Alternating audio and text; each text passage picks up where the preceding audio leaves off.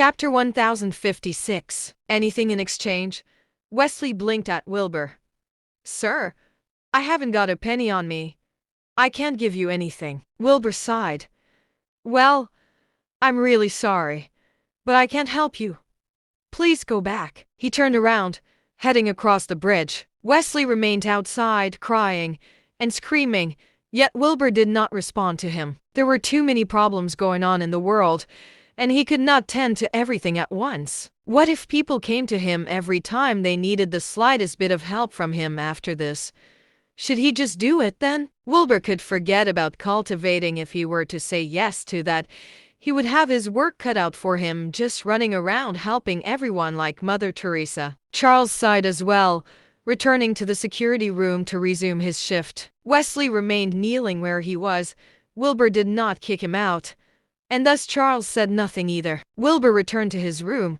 He shook his head, pushing Wesley out of his thoughts, and entered his demiplane. Wilbur sat down cross-legged in the space and started to refine the energy of the crystal sternum that was in his body. It was a pure energy that, despite him having absorbed it, still made his internal system rather chaotic. Wilbur needed to cleanse and refine this energy to truly make it his own. Not long after, his body lit up with roaring energy flames as a powerful spiritual pressure filled the entire demiplane. Within moments, roaring winds kicked up in the demiplane as thunder boomed loudly.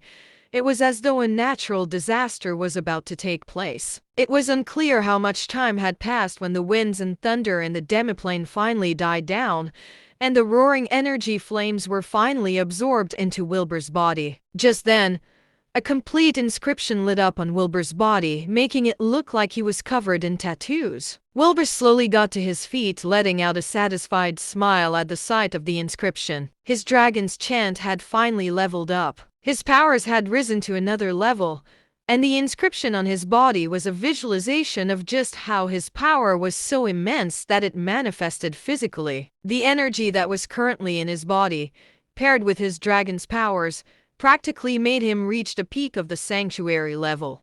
The powers in his body alone were enough for him to be second to none.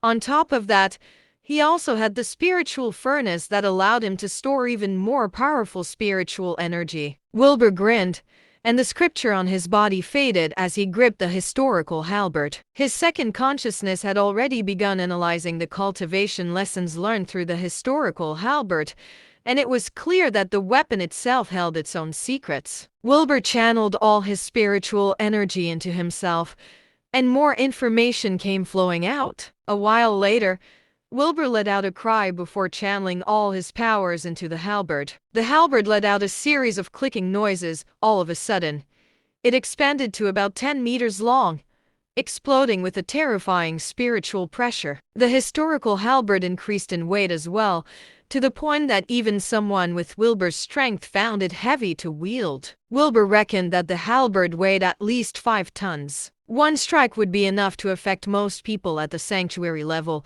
and anyone below the ambience level would be destroyed in one strike. That was not even the full weight of the historical halberd yet.